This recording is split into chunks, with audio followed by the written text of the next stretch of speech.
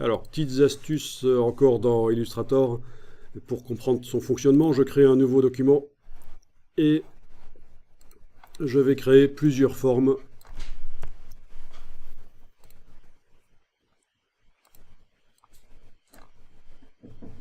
Voilà.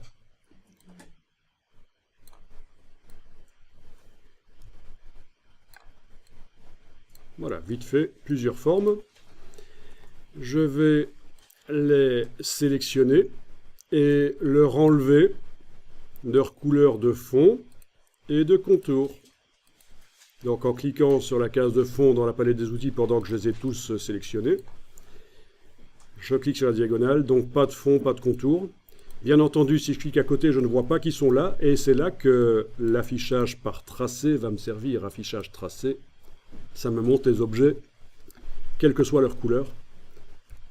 Je les vois, mais je ne vois jamais en couleur, bien sûr. Je vois qu'ils sont là. Ok, affichage GPU, je ne les vois pas parce que ils n'ont pas de couleur. Mais ils sont là. J'arrive quand même à les sélectionner avec CTRL A sur le PC, commande A sur le Mac. Ou la flèche, je vais à la pêche aux formes comme ça. Voilà. Alors, je vais aller voir dans la palette des calques, menu fenêtre calque.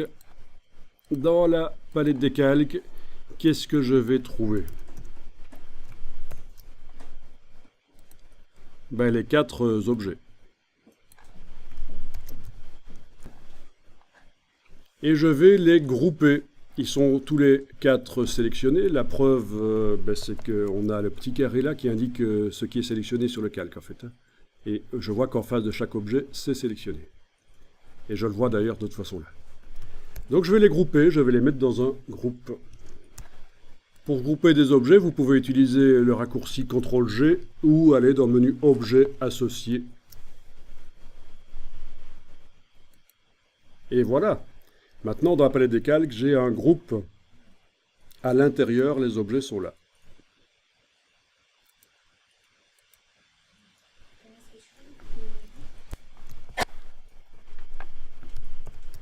Bien. Donc,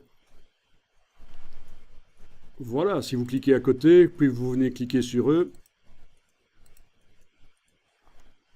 c'est bien le groupe qui se sélectionne. En fait, les objets à l'intérieur du groupe sont sélectionnés, mais vous voyez qu'on a la double cible uniquement sur le groupe. Là, on travaille bien sur le groupe. Eh bien, ce que je vais vous montrer ici, c'est que vous avez la possibilité de mettre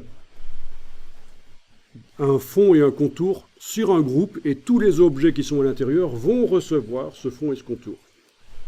Donc ça, c'est intéressant. Plutôt que d'aller mettre sur chaque objet d'un groupe, aller mettre un fond et un contour sur chaque objet d'un groupe, eh bien, mettez-le sur le groupe, puisqu'ils doivent tous subir le même fond et le même contour. Typiquement, c'est ce qu'on fait quand on crée une carte routière, un plan d'accès pour un carton d'invitation, ce genre de choses. Enfin, ça peut être intéressant dans plein d'autres cas aussi. Et ça va permettre de modifier d'un coup tout le contenu. Donc voilà le groupe. Je vais aller chercher la palette aspect. Menu fenêtre aspect.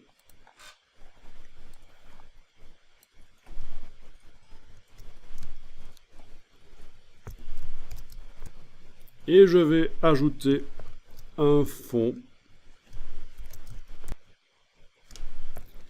Donc, menu de la palette aspect, ajouter un nouveau fond. Et d'office, le nouveau fond amène également un nouveau contour. Voilà. La petite cible de la palette des calques est devenue grisée pour indiquer qu'on a fait quelque chose dans la palette aspect pour cet objet-là, le groupe. Pourquoi est-ce qu'on a un signe inférieur et un signe supérieur ici? Vous aurez chaque fois ça quand c'est Illustrator qui a créé pour vous l'objet. Vous lui avez demandé d'associer les objets. Mais le groupe, c'est pas vous qui l'avez créé avec un outil, c'est Illustrator qui l'a fait. Donc, ne vous inquiétez pas pour les 2 petits signes inférieurs-supérieurs, ça indique juste que c'est Illustrator qui a fait l'objet, mais ça n'a aucune importance.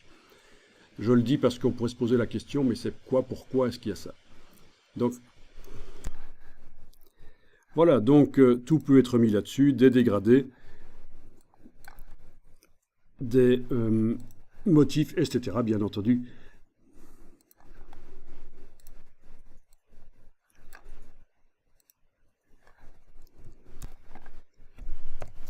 Et quand vous déployez le groupe avec la petite flèche ici, vous voyez les objets à l'intérieur, ils n'ont pas de couleur. En fait, quand on les sélectionne, vous vous souvenez que je vous ai dit qu'on sélectionne les objets comme ça, avec la petite cible. Vous pouvez aussi utiliser l'autre alternative qui est la flèche blanche plus, qui permet d'avoir accès à des objets qui font partie d'un système. Et je vous avais dit un système, on avait vu la forme composite hier, mais ça peut aussi être un groupe. Avec la flèche blanche plus, on arrive à activer un objet qui fait partie, tous les points d'un objet qui font partie d'un système, d'un groupe dans ce cas-ci.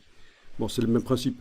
Bien, quand vous regardez la palette aspect, vous voyez qu'ils n'ont pas de fond et de contour. Et pourtant, on les voit sur le plan de travail, parce qu'ils sont dans un groupe qui, lui, a un fond. D'accord? Vous comprenez le principe? En mettant sur le groupe, en mettant le fond, ben, tous les objets à l'intérieur le reçoivent. Et ça peut être très pratique et intéressant. C'est une caractéristique de Illustrator.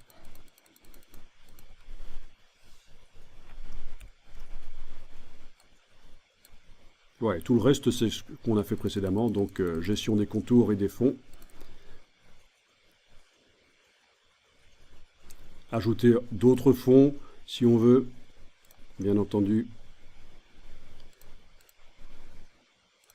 Tout ça a été vu, en fait. Hein. Vous voyez, je viens d'ajouter un fond pour un dégradé, un autre fond pour un motif, mais bon, tout ça sur le groupe qui est sélectionné, là, avec la cible. J'ai dû cliquer sur la cible pour sélectionner vraiment le groupe, pour indiquer que c'est lui que je modifie. Dans la palette aspect, vous avez la possibilité d'ajouter les différents fonds et contours, etc.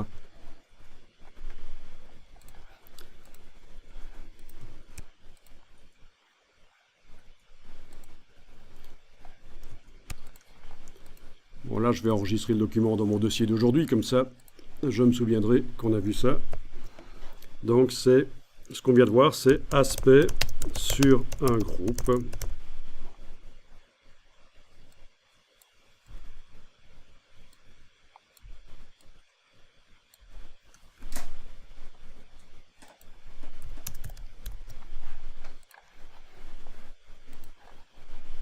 Et comme tu l'as fait remarquer, que si on ouvre le groupe et qu'on travaille spécifiquement sur un des objets, il est possible, dans la palette aspect, de lui mettre spécifiquement quelque chose, comme un contour, par exemple, voilà, un contour sur un des cercles. Pour le voir apparaître, je vais devoir augmenter ici, le voilà, c'est ça.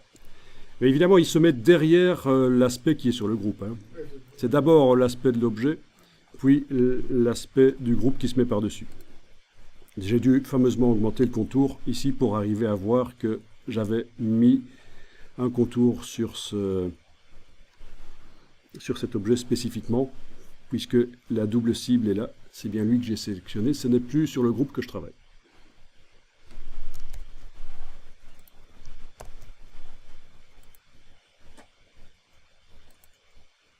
Voilà, si je mets un fond en dégradé orangé sur cet objet spécifiquement, je ne le vois pas du tout parce qu'il est complètement recouvert par l'aspect qui est sur le groupe. Donc ça ne sert à rien d'aller mettre ça va vous compliquer la vie. C'est pas le but. Ici, le but, c'est de se simplifier la vie en mettant l'aspect sur un groupe. Comme ça, tous les objets qui sont dans le groupe reçoivent l'aspect du groupe.